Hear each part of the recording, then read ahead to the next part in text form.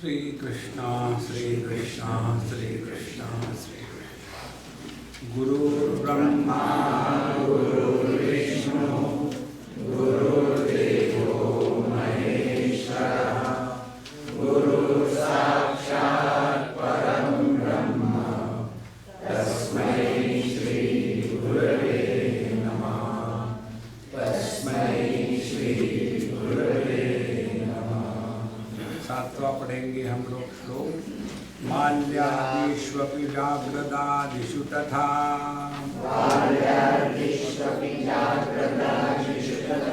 सर्वास्वस्थास्वपि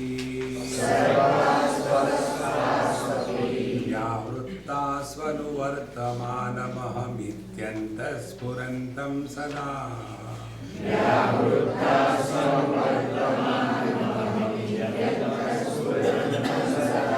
स्वात्मानं प्रकटीकरोति भजताम् यो मुद्रया भद्रया तस्मै श्री गुरुमूर्तये नमः इदम्। श्री दक्षिणामूर्तये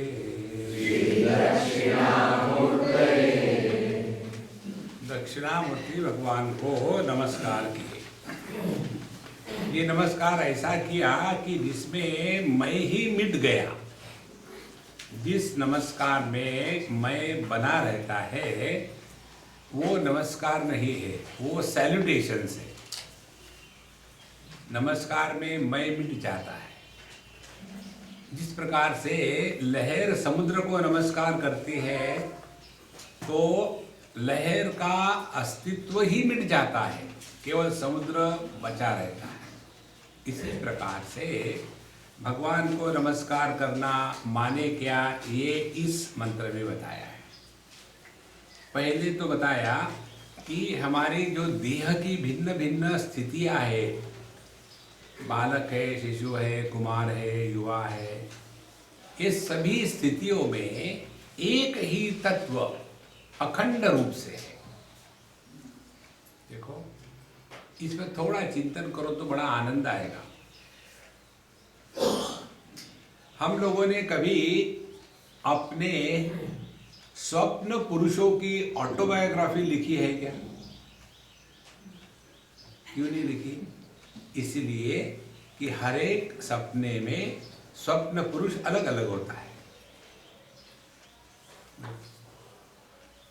तो जागृत अवस्था में भी हर जागृत अवस्था में जागृत पुरुष अलग होता है, वही नहीं होता। हमने आपको एक दिन शायद कहानी बताई थी ना, एक गुरु महाराज सुबह सुबह उठे, उठने के बाद रोना शुरू कर दिया। तो चेले चारों तरफ थे। चेलों ने कहा कि महाराज आप तो गुरु महाराज है, आपको रोने का अधिकार नहीं, वो तो हमारा अधिकार है। फिर भी गुरु पक्का था, रोने लग गया। बोले क्या हो गया? मुझे बहुत भयानक सपना पड़ा। बोले कोई बात नहीं, सपना ही तो था, अभी ने तो बताया सपना मिथ्या होता है, तो कोई बात नहीं, चलो चाय पी लो। तो बोले सपना मिथ्या होता है ये जो तुमने मुझे कहा है, इसीलिए मैं रोऊं नहीं, लेकिन ये मेरा प्रश्न नहीं है। मेरा प्रश्न कुछ और ही है। मेरा प्रश्न ये है कि मैं जो तुम्हारा गुरु बना और जो सपने में मैंने अपने आप को एक तितली समझा, या तितली सपना देख रही है कि मैं गुरु बनी, ये मेरी समस्या है। देखो संतो,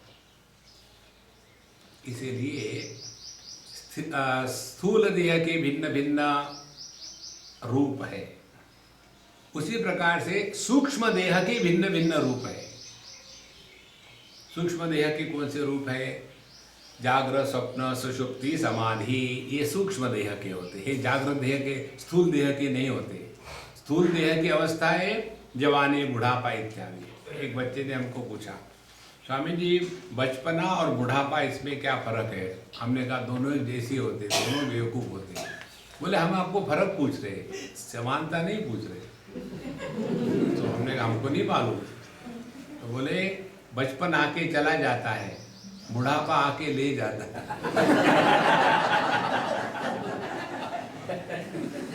चला ये फर्क है।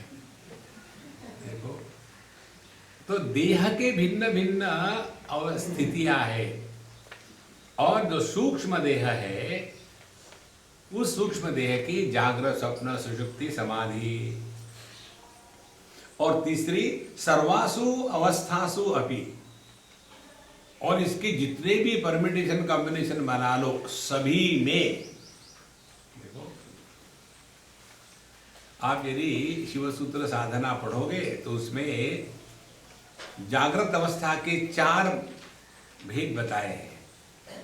जागृत जागृत, जागृत स्वप्न, जागृत सुषुप्ति और जागृत तुरीय।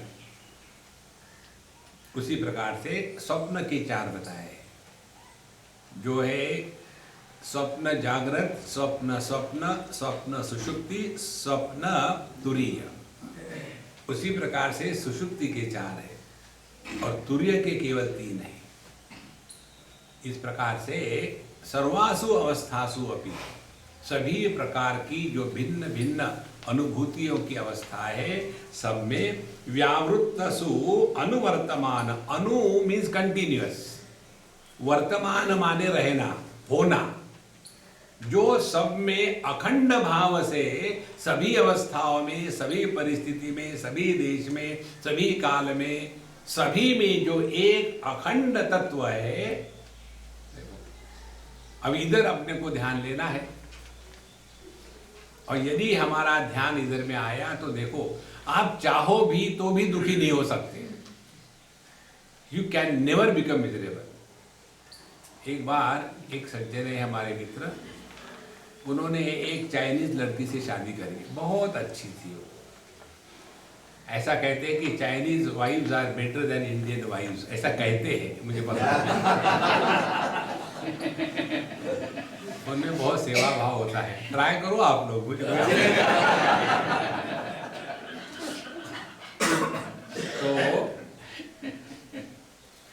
अब वो बेचारी मर गई, शादी हो गई, बस 5-6 साल में ही मर गई। हमारा मित्र बड़ा दुखी हो गया, बहुत माने बहुत ही दुखी।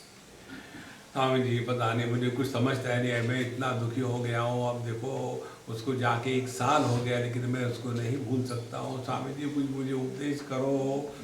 मैंने सब समझाया, नहीं माना, तो फिर मैंने ब्रह्मास्त्र निकाला। हमने कहा यार याद रख, चाइनीज माल है, ज्यादा टिकता नहीं।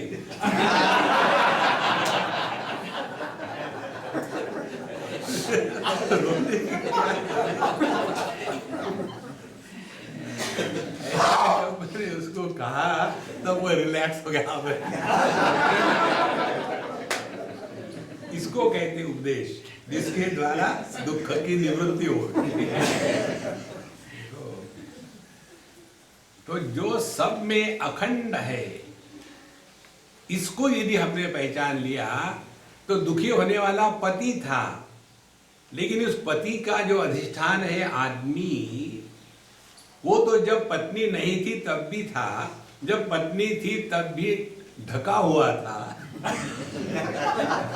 और जब पत्नी चली गई तो फिर देखो हम ब्रह्मास्मि, फिर आनंद आ गया।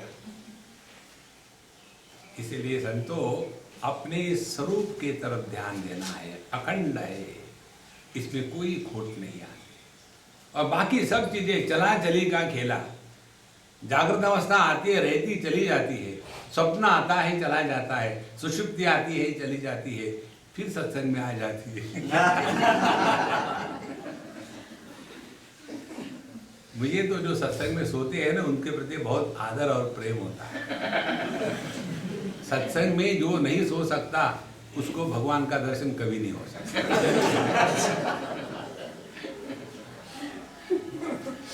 क्योंकि आप तो सुन रहे हो, समझ क्या समझना है, खाक। इसीलिए जो इंटेलिजेंट लोग होते हैं ना, वो they are intellectually miserable. They can never know the truth. तो ये सब में जो एक अखंड तत्व है अनुवर्तमान, जिसकी कभी अभाव की अनुभूति नहीं होती, ऐसा जो तत्व है, और अंतस्फुरंतम सदा, और यह नित्य रूप से स्फुरणा के रूप में उपलब्ध है। देखो, अपने सांसों के तरफ ध्यान दो, प्राणायाम मत करो, सांसों के तरफ ध्यान दो, और जब सांसों के तरफ ध्यान दोगे तो आप अत्यंत सूक्ष्मता पर पहुंच जाओगे। तब आपको दूसरी स्टेज का अनुभव आएगा कि केवल सांसें आपके लंग्स में ही नहीं चल रही है, बल्कि अपने देह की प्रत्येक सेल, उसमें भी श्वासोश्वसन चल रहा है।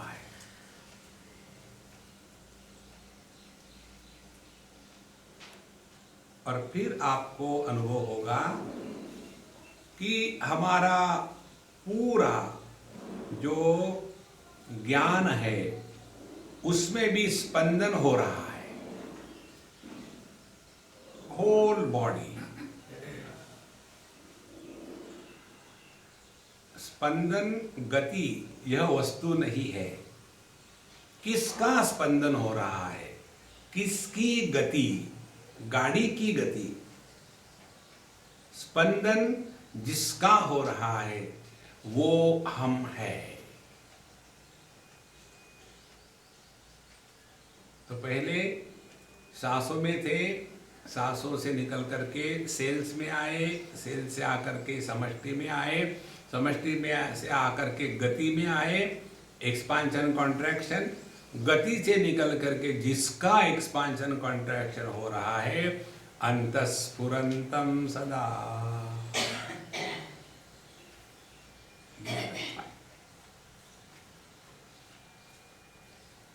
इसको करना कुछ नहीं, त्यागे नैके अमृतत्व मानसो। गलत धारणाओं को मिटा करके नई धारणा निर्माण नहीं करना। नहीं तो गलत धारणा को मिटा देंगे कि पहले मैं भोग करता था, अब मैं योग करता हूं, उससे कुछ नहीं होने वाला। इसीलिए व्यावृत्ता स्वनुवर्तमानम अहमित्यंत स्फुरंतम सदा। फिर स्वात्मानं प्रकटीकरोति भजताम यो मुद्रया भद्रया। एक बार स्वामी विवेकानंद ने भगवान रामकृष्ण परमहंस से पूछा कि हे भगवान, माँ आपसे बात करती है, हमसे क्यों नहीं बात करती? बोले तुम चाहते नहीं हो इसलिए। नहीं नहीं नहीं, हम चाहते हैं। बोले नहीं, तुम्हारी चाह उतनी नहीं है जितनी चाहिए। तुम्हारा प्रश्न कैसा है, जैसे कई बार लोग जब हमको देखते हैं ना, तो हमको देखने के बाद उनको प्रश्न याद आते हैं, because I am a questionable personality and they are not fools. तो फिर उनको याद आता है, अरे स्वामी जी को प्रश्न पूछना। स्वामी जी अच्छा बताइए, ये ऐसा क्यों होता है, भगवान ने दुनिया क्यों बनाई? इसी प्रकार से अच्छा अम्मा आपसे बात करते हैं, मेरे जी क्यों नहीं बात करती? देखो, जिज्ञासा नहीं है। जब तक के जिज्ञासा तीव्र नहीं होती तब तक के तत्व प्रकट नहीं होता। तो भगवान रामकृष्ण ने कहा कि चलो बाद में बात करेंगे, अभी नहाने का टाइम हो गया, एक आध बार तो नहाया करो। नहीं तो भी बड़े मुश्किल से पहुंच गए उस ड्रेनेज पाइप के पास, वहां जाके नहाए, क्योंकि यहाँ नहाए नहीं 8 दिन से, इसीलिए वहां जाके नहाए। तो भगवान के साथ चेले महाराज गए, और वहां जब गए तो उन्होंने उसकी गर्दन पकड़ करके पानी के नीचे उसको डुबो दिया, बाहर आने नहीं दिया। अब कब तक रहेगा? 10 सेकंड, 20 सेकंड, 30 सेकंड, 40, 50 और कितना रहेगा। जब झटका मार करके बाहर आ गया, उस समय कहते हैं कि तुमको पानी के अंदर में रहने के समय जो सांस लेने की तड़प थी ना, ऐसी तड़प जब हो जाती है तब माँ तुमसे बात करेगी। यहाँ कहते हैं प्रकटीकरोति, परमात्मा अपने आप को प्रकट करता है महाराज। अपने साधना से परमात्मा का दर्शन नहीं होता, भगवान स्वयं प्रकट होते हैं। लेकिन कब प्रकट होते हैं कि जब हमको असली भूख लगी है तब। देखो, इसीलिए उपनिषद में आता है तद विज्ञानार्थम गुरुमेवाभिगच्छेत् समित पाणिहि श्रोत्रियम ब्रह्मनिष्ठम। तो जाकर के तत्व का चिंतन गुरुमुख से सुने, समझे, और यमई वेश वृणते तेन लभ्यः तस्यैष आत्मा विवृणते तनुं स्वाम, वही शब्द यहाँ है। तो जब हम परमात्मा को छोड़ करके अन्य कुछ भी नहीं चाहते, तब परमात्मा अपने आप को प्रकट करता है। देखो, हम में और परमात्मा में एक पर्दा है। देखो, घूंघट के पट खोल तो ही पिया मिले। कौन सा पर्दा है? संकल्प प्रभवान कामान त्यक्त्वा सर्वान अशेषतः। जब तक के मन में कोई भी संकल्प है, यह संकल्प हमको अपने आप से दूर ले जाता है। देखो, एक बार हम मुंबई में अपने फ्लैट के नीचे उतरे और कार में बैठे, उतने में एक महामाया आ गई। स्वामी जी आप कहाँ जा रहे? मैंने बोला मैं टॉयलेट जा रहा हूँ। स्वामी जी आप कभी सीधे बोलोगे? That depends who is talking to me. Car में बैठने के बाद आदमी घर से दूर जाता है कि घर के अंदर जाता है? इसी प्रकार से अहंकार जो संकल्प का मेकअप करके बढ़िया नेकटाई माने नेक को ऐसे जकड़ लिया है, नेकटाई पहन करके जब चलता है ना, तो ये संकल्प पुरुष अपने स्वरूप से दूर भटकाता है। इसीलिए कठोपनिषद का मंत्र सबसे श्रेष्ठ मंत्र हमारे जीवन में यही है। प्रजहाति यदा कामान सर्वान पार्थमनोगतान। भगवान कृष्ण ने वही से लिया है। यदा सर्वे प्रमुच्यन्ते कामा यस्य हृदि स्थिताः अथ मर्त्यः अमृतो भवति अत्र इत्थे ब्रह्म समश्नुते। इसीलिए जब तक के हमारे अंतःकरण में कामना का साम्राज्य है, तब तक के परमात्मा का दर्शन नहीं होता। और यदि परमात्मा हृदय में प्रकट होगा तो दुनिया के प्रति कामना नहीं होती, दो में से एक रहेगा। हम किसी के मुख से कहीं रामायण की कथा सुन रहे थे, उन्होंने उस महात्मा ने बड़ी सुंदर कहानी बताई।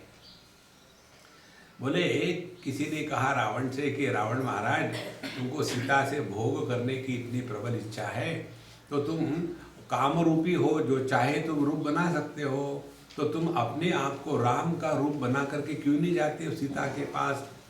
रावण कहता है अरे यार मैंने ट्राई किया है, क्या जहाँ राम का रूप ले लेता हूँ काम भाग जाता।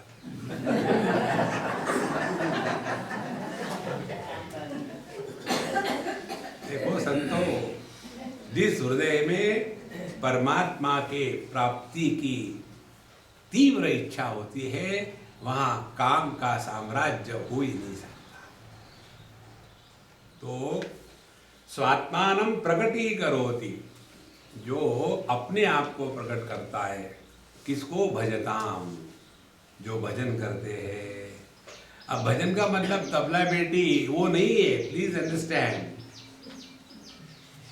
भगवान शंकराचार्य का जो ग्रंथ है मोह मुद्गर, उसका दूसरा नाम है भज गोविंदम। 3 बार कहा भगवान ने वहाँ। भज गोविंदम गोविंदम भज। बेवकूफ, मूढ़मति माने बेवकूफ। तो 3 बार क्यों कहा? पहले भज, स्थूल देह से सेवा करो दुनिया की। फिर ये देह जो है वो अच्छी तरह से ठीक रहेगा। जिस व्यक्ति में सेवा भाव जागृत होता है उस व्यक्ति के जीवन से आलस्य, निद्रा, प्रमाद ये 3 मिट जाते हैं। जिसके जीवन में आलस्य, निद्रा, प्रमाद इनका साम्राज्य है वो व्यक्ति साधना करने के लायक नहीं। जो सूर्योदय के पश्चात जगते हैं तब तक बेड पर पड़े रहते हैं वो अगले जन्म में खटमल होते हैं। ये खटमल महापुराण में बताया है।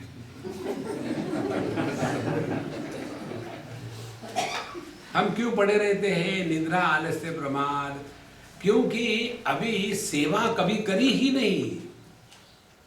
देखो, सबसे बड़ी साधना सेवा की है यदि देहात्म भाव से हमको जीतना है तो।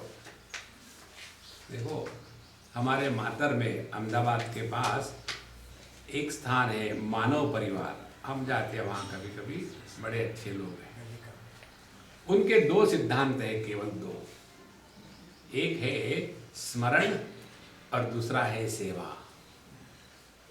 इसी को भगवान शंकराचार्य ने कहा भज गोविंदम भज गोविंदम।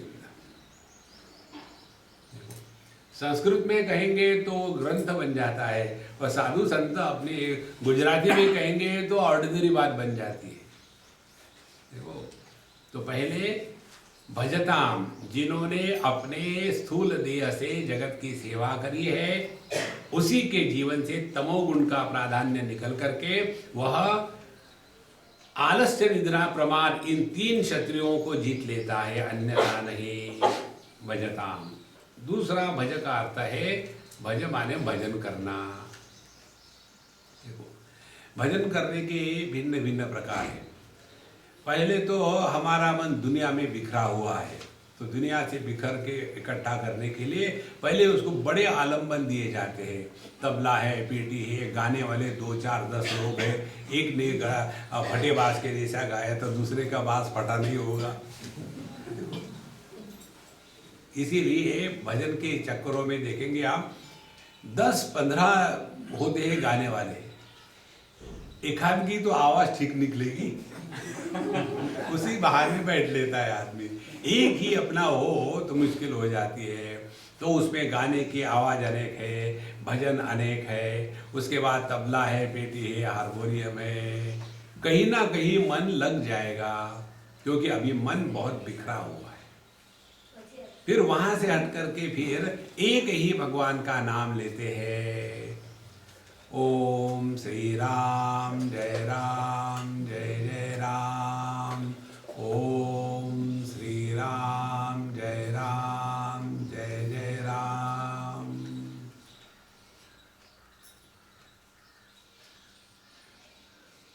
देखो, भगवान का नाम लो ना तो अपने जीवन का एक एक अणु रेणु कैसा शांत हो जाता है। एक ही भगवान का नाम लो अनेक बार। यदि हमने भगवान का नाम इस प्रकार से लिया, भजन इस प्रकार से किया, किस प्रकार से भजन का जो या भगवान के नाम का जप करने की जो बात है उसका तात्पर्य सूक्ष्म अर्थ इस शिव सूत्र में दिया है। जब हम किसी को पूछते हैं, एक व्यक्ति है उसका नाम है पुरुषोत्तम, उसके बीवी को पूछो आप पुरुषोत्तम को जानते हैं वही है और कौन है? पुरुषोत्तम का अर्थ वही है। अच्छा, उस पुरुषोत्तम के पुत्र को पूछो पुरुषोत्तम को जानते हैं? हिटलर जानना क्या है?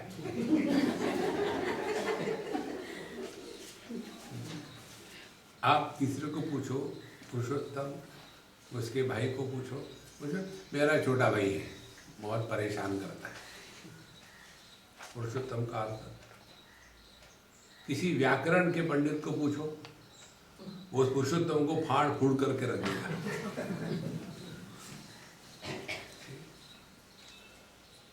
और स्वामीनारायण वालों को पूछो, अक्सर पूछो, आपको नहीं मालूम?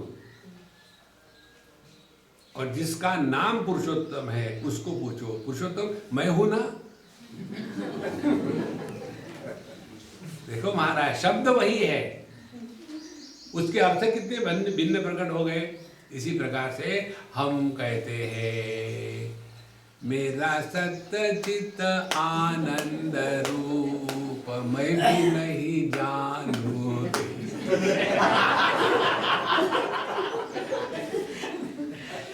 छोड़ो, कोई नहीं। देखो महाराज, किसी भी शब्द का अर्थ जब अहम के रूप में अनुभूत होता है तब हमारी नाम साधना परिपूर्ण हो गई है। देखो ये कहां से निकलता है शब्द श्री राम,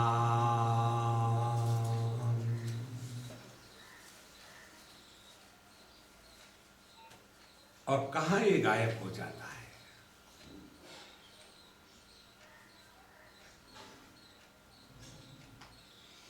शब्द के उच्चारण के पहले, शब्द में, शब्द के शांत होने के बाद भी जो बचा रहता है वो है श्री राम शब्द का अर्थ। लेकिन हम शब्दों में ही फंसे। एक पेशेंट गया डॉक्टर के पास, डॉक्टर साहब मुझे ये हो रहा है। ठीक है बैठो। उन्होंने कागज ले लिया, लिख दिया आर। ये डॉक्टर लोग आर लिखते हैं ना, are many regrets, you have come to your wrong place. आप ठीक हो गए तो प्रभु इच्छा, मुझे मालूम नहीं। लिख करके दिया, हाँ इसको ले लेना और कल आके बताना ठीक हुए कि नहीं। दूसरे दिन पेशेंट और ज़्यादा बीमार होके आया। बोले क्या तुमको दिया था, नहीं लिया? वो ले लिया। दिखाओ क्या लिया? बोले कैसे दिखाओ, वो तो मैं निकल गया। उसने वो प्रिस्क्रिप्शन ही खा गया। अरे रामा, उसको बताया था ये लो माने ये जो दवाई का नाम लिखा है, मार्केट में जाके दवाई खरीदो, दवाई खाओ। अच्छा, मैंने सोचा आपने कहा ये ले लो तो मैंने यही ले लिया। तो डेफिनेटली वेदांती हो गई।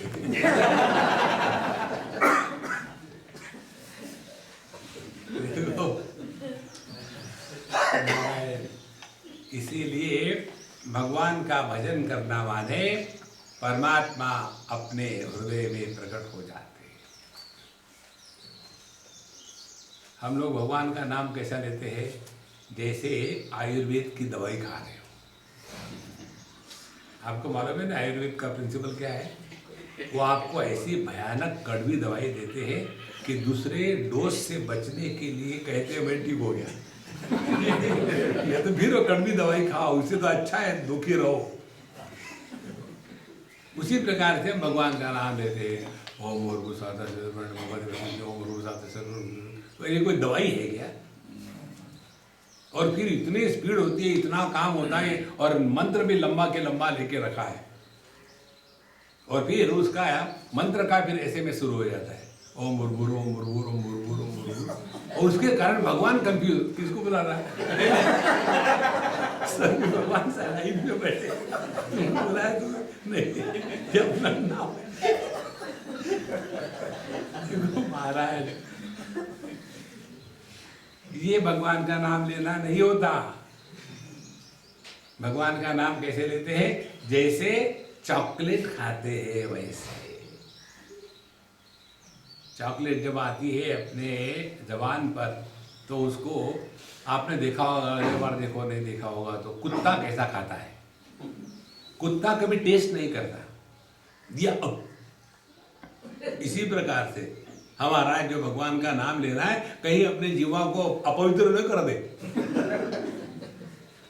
देखो, इसीलिए भजताम, भगवान का नाम लेना है जब उसमें रस निष्पत्ति होगी।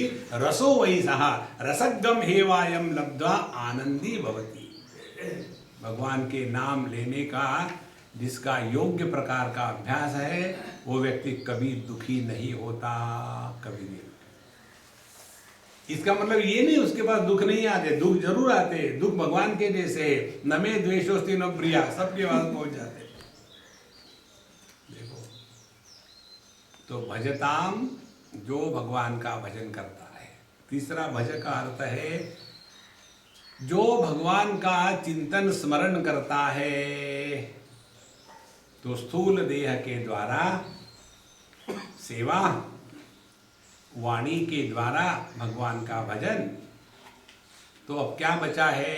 मनीराम बचे हैं। अब ये मन को चिंतन करने में लगा दो। मन दोनों कर सकता है, चिंता भी कर सकता है, चिंतन भी कर सकता है। तो हमने अपने मन को चिंता करने का अभ्यास दिया है, अब चिंतन करने का अभ्यास दे दो। मन की ये एक बहुत बढ़िया बात है, इसको कोई भी चीज की तुरंत आदत लग जाती है। सुबह उठ करके समझो 5 बजे उठ करके चाय पियो आप एक हफ्ते तक। 8वें दिन आपको कुछ प्रयत्न नहीं करना पड़ेगा। 8 बजे के तो वहां अंदर में वो बायोलॉजिकल क्लॉक ऑन हो जाएगा, टिक टिक टिक टिक शुरू हो जाएगा। इसी प्रकार से अभी हमको चिंता करने की इतनी जबरदस्त आदत हो गई। हम किसी मिलिट्री के लोगों के पास गए तो उन लोगों ने 3-4 भाई थे, उन्होंने हमको बताया कि स्वामी जी आप हमारी मम्मी को बता दो, बहुत ही वरी करती है, चिंता करती है, क्या करे उसको समझ में नहीं आता। हमने कहा तुम ही तो चिंता ही तो कर रहे हो और क्या है। बोले उसको बताओ, बहुत चिंता करती है, इसके लड़की का क्या हो गया, जो होगा होगा, वो बुढ़ी है 98, उसको क्यों चिंता करनी है, हम है ना चिंता करने के लिए। लोग फ्री में खाना नहीं देते, काम करवा लेते हैं। तो हमको भेजा, हम गए अम्मा के पास। अम्मा आपके बारे में कंप्लेन है कि आप बहुत चिंता करती हो, चिंता मत किया करो। वो मुझे डांटने लग गई, यही तो एक काम है मैं कर सकती हूँ, वो भी नहीं करूँ तो क्या करूँ। अब देखो कितनी सही बात है। चिंता करना छोड़ दो तो आदमी मर जाएंगे, और चिंता के बहाने ही जिंदा है। देखो, इसीलिए अपने पास भगवान ने 3 उपकरण दिए हैं, देह, वाणी और मन। भजताम, अपने ये तीनों उपकरणों को प्रभु चरणों में लगाने के लिए पहले आलस्य निद्रा प्रमाद का त्याग करना है, सेवा के द्वारा भगवान का नाम स्मरण करते रहना है, ताकि दुनिया की बातें बोलना बंद करेंगे। जब हम जाते हैं ना, ये समझे एक आध बार ट्रेन से गए, कहीं जाके बैठे एयरपोर्ट पर वगैरह, जब देखते कि कोई अटैक आने वाला है, प्रश्न पूछने वाला, हम इसीलिए किसी को भी कोई प्रश्न का एंटरटेन नहीं करते, कोई मतलब नहीं होता उससे। तो जब देखते कोई आ रहा है तो जैसे टेररिस्ट अपनी बंदूक निकालता है ना, वैसे मैं अपने जेब में से अपनी माला निकालता हूँ, उसको दिखा करके कहता देखो मैं जब कर रहा हूँ, आप बोलो मैं सुनूंगा।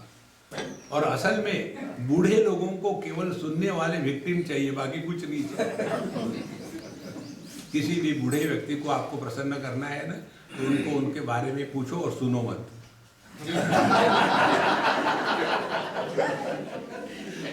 चाबी मार के छोड़ दो,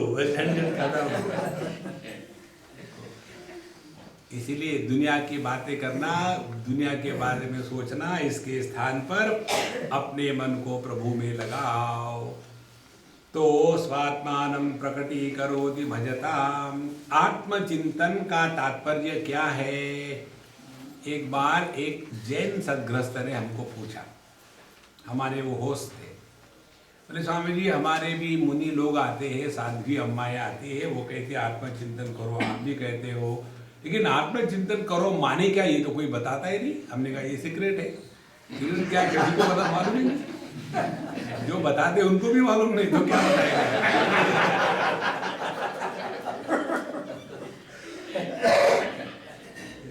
आत्मचिंतन करो माने क्या? आत्मचिंतन करो माने अनात्म चिंतन का अभाव हो जाए। देखो जब एक बार कहते हैं कि यतो वाचो निवर्तन्ते अप्राप्य मनसा सह, जब परमात्मा मन का विषय नहीं बनता तो उसका चिंतन कैसे करना है? तो मन कहाँ भागता है? दुनिया में। यदि मन का दुनिया में भागना बंद हो गया तो आप तो परमात्मा स्वरूप हो महाराज। ये इसका अर्थ है। आत्मानं प्रकटीकरोति भजताम यो भद्रया मुद्रया। भद्र मुद्रा कौन सी होती है? इसको कहते हैं, ज्ञान मुद्रा को भद्र मुद्रा।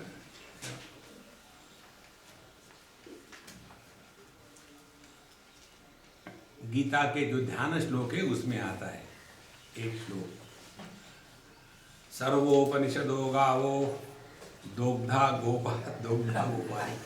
देखो कैसे भगवान सुंदर सुंदर अनुभव देता है। बहुत पुरानी बात है। मैं पहले गीता के लेक्चर के पहले स्टैंडर्ड फॉर्मेट के अनुसार एक दो गीता के ध्यान श्लोक गाता था। उस दिन के बाद मैंने बंद कर दिया। हम कहीं दिल्ली में नॉर्थ में थे और ये हमने कहा सर्वोपनिषदो गावो दोग्धा गोपाल नंदनः पार्थो वत्स सुधीर भोक्ता दुग्धम गीतामृतम महद। लेक्चर हो गया और एक पंजाबी अम्मा आई। स्वामी जी आपने जो कहा, उसने पंजाबी में कहा, आपने जो कहा कि ये जो सर्वोपनिषदों गावो, हर एक गाँव में उपनिषद होते हैं, ये तो समझ में आया। लेकिन एक बात समझ में आई कि गाँवों में उपनिषद होते हैं, ये समझ में आया। लेकिन दो गधा, ये दो गधे कौन है? भगवान गीता में दो गधे कौन है? हमने कहा अम्मा एक तो मैं हूं और दूसरी तुम हो जाओ, साथ साथ चलेंगे।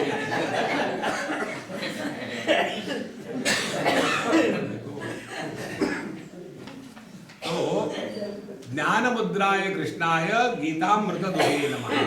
तो ये ज्ञान मुद्रा क्या है? हमने आपको पहले दिन बताया था, याद होगा तो। ये तीन है, इन तीनों को कहते हैं नरक के दरवाजे। इन तीनों में रहना माने नरक में वास करना। देखो संस्कृत भाषा में क ये प्रत्यय शब्द को जब लगाते हैं तो उसके अर्थ में परिवर्तन नहीं होता। जैसे बाल और बालक दोनों का अर्थ एक ही है। इसी प्रकार से नर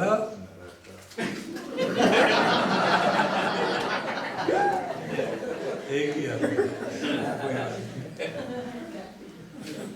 तो जब हम देहात्म भाव से रहते हैं और केवल खाने पीने के लिए ही जी रहे हैं और हमेशा कंप्लेन करते हैं, तीन बातें, जब ये तीन ही बातें में पूरा जीवन अपना बीत गया तो हम नरक में वास कर रहे हैं।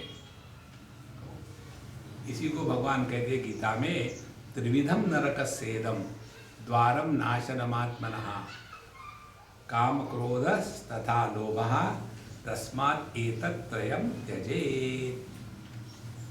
देह को लेकर ही कामना होती है, देह को लेकर ही क्रोध आता है, देह को लेकर ही लोभ होता है। इन्होंने केवल सुना, बाकी किसी ने नहीं सुना। जो मैंने कहा था ना कि स्विच ऑन योर फोन, इसको कहते हैं आज्ञाकारी।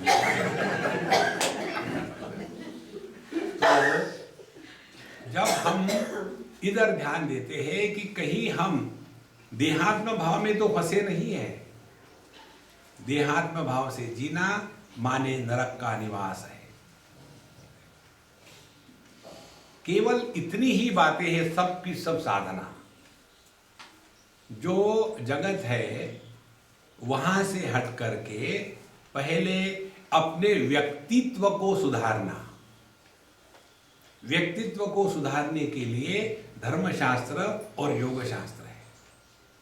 धर्मशास्त्र के द्वारा अपने व्यवहार में नियंत्रण हो जाता है, योग शास्त्र के द्वारा अपने आप पर नियंत्रण हो जाता है। उसके पश्चात देहात्म भाव की निवृत्ति के लिए योग साधना है। तो जब तक देह मानेंगे तब तक व्यक्ति है, और इस व्यक्ति से हटने के लिए हमको बताते हैं कि हमारे जीवन में इस जन्म में ये महामाया शादी होकर के इसलिए आई कि पिछले जन्म में हमने इसको परेशान किया था। तो ये पत्नी पिछले जन्म का बदला लेने के लिए आई है। ओ गॉड, फिर आगे क्या होगा? अब ठीक से व्यवहार करो उसके साथ, नहीं तो फिर रहेगी। करवा चौथ की है इसने छोड़ने वाली थी, 7 साल तक पकड़ के रखेगी, 7 जन्म तक। देखो, इसका तात्पर्य ये है कि हम देह से व्यतिरिक्त अन्य देही है। तो पहले व्यक्ति, फिर व्यक्ति से हट करके देही। देही कौन है? जीव है। तो ये जीव है, इस जीव को पहले वैसा स्वीकार कर लो, पुनरपि जननम पुनरपि मरणम। और थोड़ी जरा धुलाई हो गई तो उसके पश्चात फिर चिंतन शुरू करें, जीव कौन है? क्या जीव यह व्यक्ति है या जीव यह अभिव्यक्ति है? जब भगवान कहते हैं 13वें अध्याय के 2 श्लोक में, क्षेत्रज्ञम चापि माम विद्धि सर्व क्षेत्रेषु भारत। हे अर्जुन, सब में मैं ही प्रकट हो रहा हूं। जैसे बिजली कहते हैं सभी ट्यूबलाइटों में मैं ही प्रकट हो रही हूं। तो ट्यूबलाइट अनेक है, प्रकाश अनेक दिखते हैं लेकिन होता नहीं, प्रकाश एक ही तत्व है। इसी प्रकार से देह के रूप से हम अनेक है, लेकिन जीवन के रूप से हम सामान्य एक है। तो अपने आप को जीवन समझने के स्थान पर जब हम जीव समझते हैं तभी परेशानी में पड़ते हैं। तो पहले देहात्म भाव की निवृत्ति, उसके बाद फिर जीवात्म भाव की निवृत्ति। जीवात्म भाव की निवृत्ति होगी तब जाकर के हमारे माध्यम से परमात्मा प्रकट होगा। जिसके माध्यम से परमात्मा प्रकट होता है उसको महात्मा कहते हैं। जिसके माध्यम से एक जीव प्रकट होता है उसको CH आत्मा कहते हैं। CH आत्मा माने छोटा। देखो, सो जा राजकुमार देखो, अपने आप को CH आत्मा मत रखो महाराज, महात्मा बनो। और महात्मा बनने के लिए आप हट जाओ, प्रभु को प्रकट होने दो। साधना यही है। मुझे उस दिन भगवान ने बताया था, मैं बड़ा परेशान हूँ। हमने कहा अच्छी बात है, सबको परेशान रख के छोड़ा है, आप भी परेशान हो। बोले मालूम है किस लिए परेशान हूँ मैं? किस लिए? मेरे पास हाथ नहीं, पैर नहीं, शरीर नहीं, वाणी नहीं, मन नहीं, बुद्धि नहीं। अब मैं कैसे क्या करूँ? तो बोले क्या सजेशन है आपका? कोई खाली है क्या जगह? ऐसे हाथ खाली है क्या कि जो स्वार्थ में नहीं लगे हुए? ऐसी वाणी खाली है क्या कि जो आत्म श्लाघा करने में नहीं बिजी? ऐसा मन है क्या कि जो किसी के भी बारे में अच्छा बुरा नहीं सोचता? जिसके पंचकोश में से तादात्म्य छूट गया है, ऐसे पंचकोशों में से जो प्रकट होता है उसको महात्मा कहते हैं। देखो समझो, इसी को कहते हैं यो भजताम यो मुद्रया भद्रया। तो यही भद्र मुद्रा है। हम जो मैं है, ये मैं जब ये तीनों के साथ जुड़ा है, देह के साथ जुड़ा तो शोक मोह 2, देह के साथ जुड़ा है तो जरा मृत्यु 2 उर्मियां, और प्राण के साथ जुड़ा है तो अशना पिपासे और 2 उर्मियां, और मन के साथ जुड़ा है तो शोक मोह और 2 उर्मियां। तो ये 6 उर्मियों का जो साम्राज्य है उसको कहते हैं संसार। जिसने ये 6 उर्मियों को जीत लिया है वो स्वर्ग में है। देखो, कठोपनिषद में बताते हैं नचिकेत महाराज, स्वर्गे लोके न भयम किंचनास्ति न तत्र त्वं न जरया बिभेति उभे तीर्थवा अशनाया पिपासे शोकातिगो मोदते स्वर्ग लोके। हे भगवान, स्वर्ग में किसी प्रकार का डर नहीं होता। कौन से डर है? 6 प्रकार के। बुढ़ापा, मृत्यु, देह को लेकर के, भूख प्यास प्राण को लेकर के, शोक मोह मन को लेकर के। जो डर डर के जीता है वो कोई जी रहा है?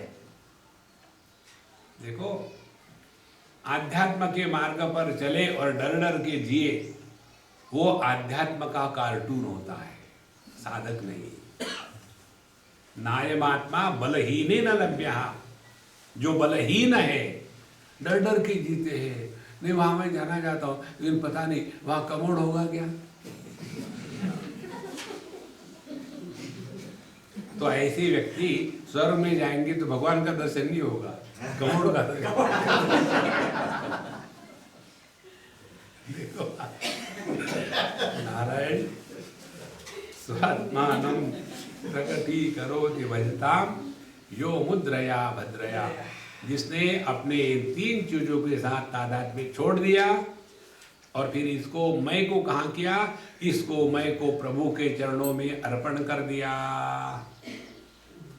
ये बन गई ज्ञान मुद्रा, भद्र मुद्रा।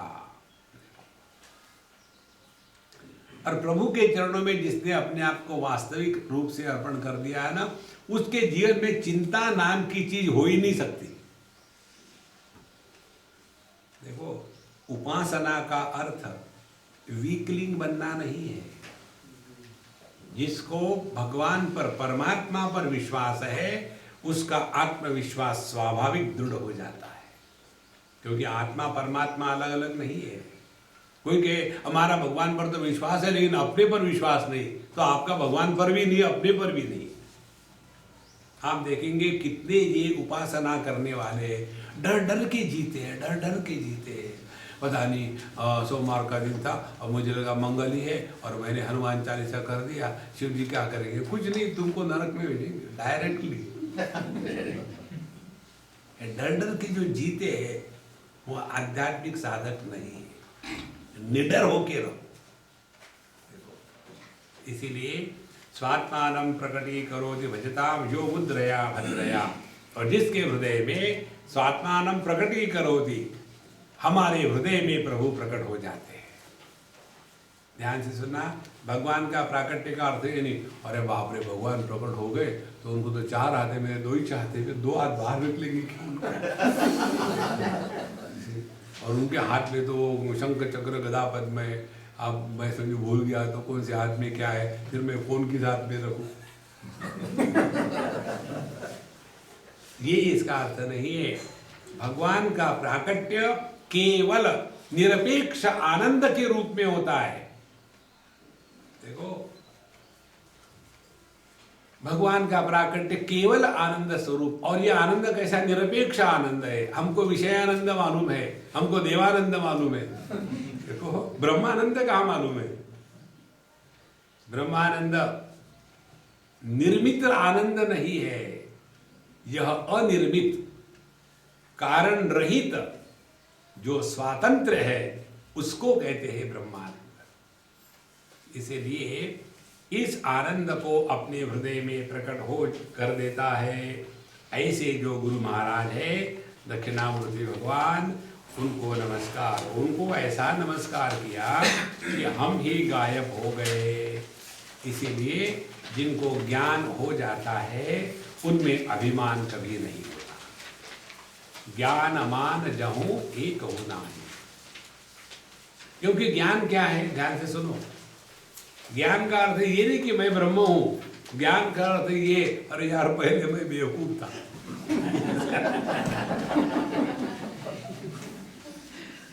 देखो, अब किसको अभिमान होगा अपने बेवकूफी का? इस तत्व को प्रकट होने दो, बस यही साधना है। और ये हर एक के लिए संभव है क्योंकि तत्व एक ही है।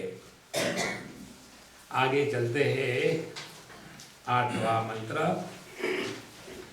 विश्वं पश्यति कार्य कारणतया, विश्वं पश्यति कार्य कारणतया, स्वस्वामी संबंधतः, स्वस्वामी संबंधतः, शिष्याचार्यतया तथैव पितृ, शिष्याचार्यतया तथैव पितृ, पुत्राचार्यतया पुत्रात्मना भेदतः स्वप्ने जागृति वाय एष पुरुषः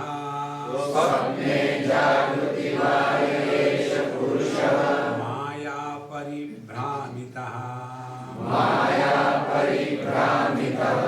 तस्मै श्री गुरुमूर्तये नमैलम् श्री दक्षिणामूर्तये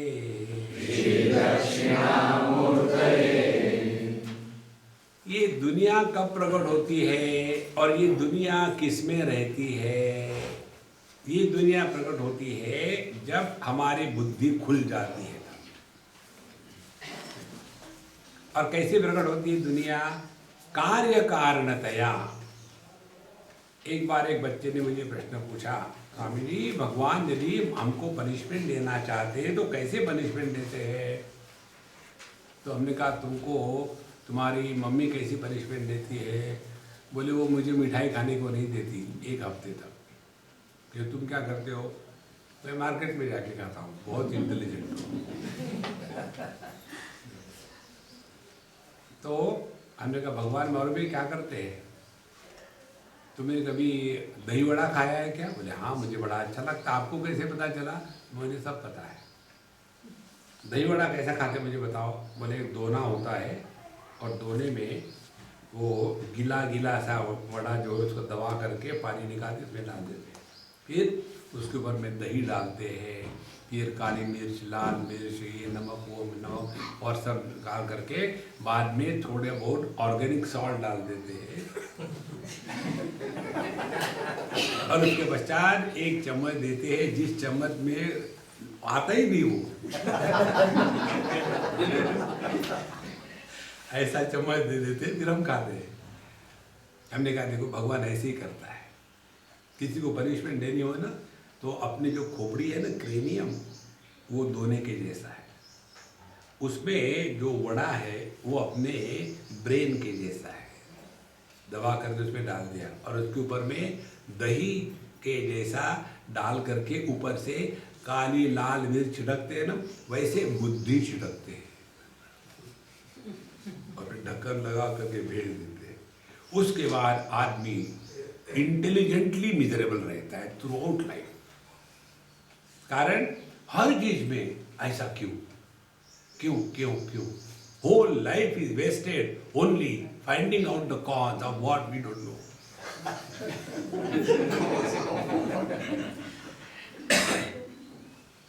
देखो आपको यदि जीवन में सुखी रहना है तो अपने जीवन के डिक्शनरी से 2 शब्द निकाल दो, व्हाई और हाउ।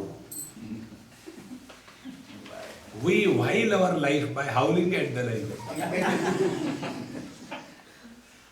देखो ये ऐसा क्यों है? ये ऐसे ही होता है। देखो जिस दिन आपने इस तत्व को स्वीकार कर लिया, आपकी समाधि लग गई, कोई प्रश्न है ही नहीं। जो कार्य कारण के परे है उसको जानने के लिए ये कार्य कारण निर्माण करने वाली बुद्धि का अड़ंगा जब तक बीच में होगा तब तक ये प्रभु का दर्शन नहीं होता। तो भगवान क्या करते हैं कि देखते हैं कि बहुत सारे लोग आ गए हैं, अब बाप रे सभी के सभी स्पिरिचुअल हो जाएंगे। अब सभी के सभी स्पिरिचुअल हो जाएंगे तो मेरा दुकानदारी का धंधा कैसा चलेगा? फिर वो क्या करते हैं भगवान, किसी के दिमाग में डाल देते हैं कीड़ा, कॉज एंड इफेक्ट। ऐसा क्यों हुआ, ये क्यों हुआ, वो क्यों हो गया? अब ये जब क्यों क्यों करना शुरू हो गए, भगवान अपने तंबाकू खा के बैठे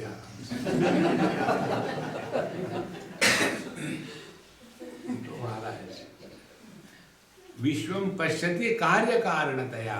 जहां कार्य कारण है वही संसार है, जहां कार्य कारण नहीं है वहां संसार नहीं है। देखो एक जगह में हम केनोपनिषद ले रहे थे और जिस घर में रहते थे पति पत्नी, उनका 8 साल का बच्चा और हम, सुबह जाते थे लेक्चर के, बच्चा भी आता था, बड़ा स्मार्ट और मेरा कूल चाइल्ड, वेरी कूल। एक दिन हम आए और नाश्ते के लिए बैठे, बढ़िया पराठे खा रहे थे, तो उतने में फ़ोन की घंटी बजी। तो पति महाराज को कहीं बाहर जाना पड़ा, स्वामी जी माफ़ करना, मुझे हमको जाना है कभी, हम जल्दी आने का प्रयत्न है, कोई ज़रूरत नहीं, डिड नॉट कम। वो चले गए। जैसे पति महाराज चले गए, पत्नी को मौका मिला। और पत्नी को कौन सा मौका? एक ही, पत्नी का एक ही विषय है।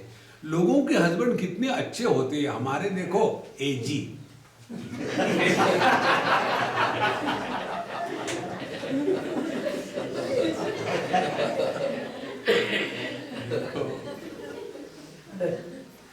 तो पत्नी ने कहा, स्वामी जी हमारे जी है ना, बहुत अच्छे हैं, बहुत ध्यान रखते हैं, ख्याल करते हैं, सब चीज़ देते हैं, लेकिन जब इनको गुस्सा आता है ना तो अरे राम राम राम, एकदम राक्षस के जैसे हो जाते हैं, कुछ भी कर सकते हैं गुस्सा में।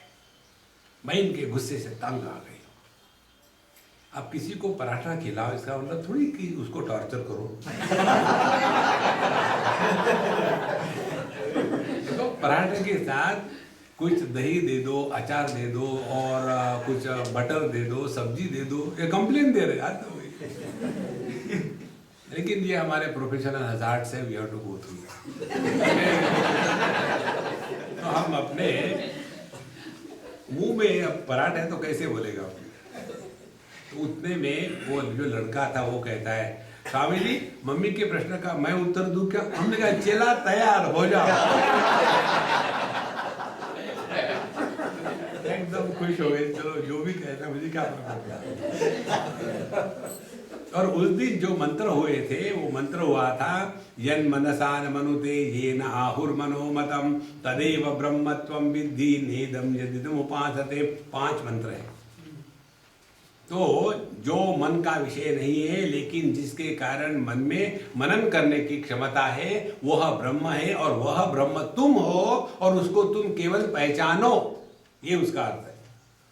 तो जब ये बताया, बोले देखो आज स्वामी जी ने अपने को वो मंत्र बताया था ना कि सब कुछ ब्रह्मन है और वो ब्रह्म तुम हो, मैं हूँ। इसी प्रकार से अपने डैडी भी ब्रह्मन है, लेकिन जैसे चॉकलेट के डिफरेंट ब्रांड होते हैं ना, वैसे ब्रह्म के डिफरेंट ब्रांड है। अपने पापा जो है वो एंग्री ब्रांड ब्रह्मन है। देखो महाराज हुआ कि पक्का चेला, इसको कहते चेला।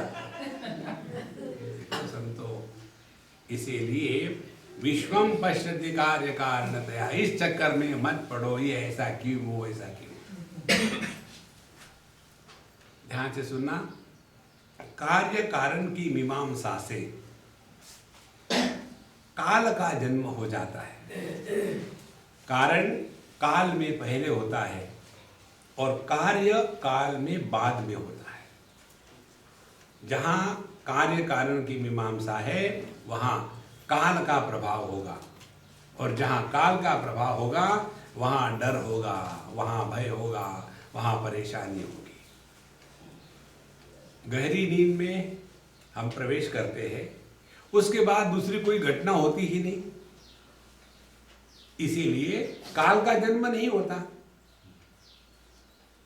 और जब काल का जन्म नहीं है तो दुनिया नहीं है, कार्य कारण नहीं है तो दुनिया नहीं है, दुनिया नहीं है तो एकमेवा द्वितीय। इसीलिए जब आदमी गहरी नींद में होता है, खर्राटे मारता है, तो उसको समझो जग रहा है, तो उसको थोड़ा शर्म लगती लोगों की, समझो मैं जोर से कुछ किया तो लोग क्या कहेंगे, इसीलिए अपना चुप बैठा है। लेकिन जब आदमी गहरी नींद में सोता है तब खर्राटे मारते समय शर्म थोड़ी आती है।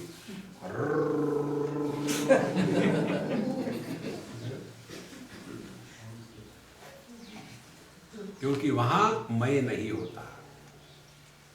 जहां मैं नहीं वहां भय नहीं, जहां मैं नहीं वहां शर्म नहीं, जहां मैं नहीं वहां काल नहीं, जहां मैं नहीं वहां संसार नहीं। और ये मैं कब पैदा होता है? कार्य कारण में फंसा है। और जहां हम कार्य कारण की मीमांसा नहीं करते वहां जीवन सहज बन जाता है। देखो, कभी किसी ने पूछा है क्या, ये अग्नि गर्म क्यों है यार? अग्नि गर्म है, क्यों नहीं होता? होता ही नहीं। देखो, तो फिर उसके बाद हम चिंतन करते हैं ये गर्म अग्नि के साथ कैसे व्यवहार करना चाहिए ताकि हम अपने आप को बचा के रखें। कार्य कारण में हम फंस जाते हैं, इसीलिए विश्वम पश्यति कार्य कारणतया। अब ये कार्य कारण में क्या का फंसने के धंधे होते हैं? स्वस्वामी संबंधतः पहला, दूसरा शिष्य आचार्यतया दूसरा, तीसरा पितृपुत्रात्मना भेदतः तीसरा। ये जो तीन संबंध जहाँ संसार निर्माण होता है उसको हम अगले एपिसोड में देखेंगे। ओम पूर्णमदः पूर्णमिदं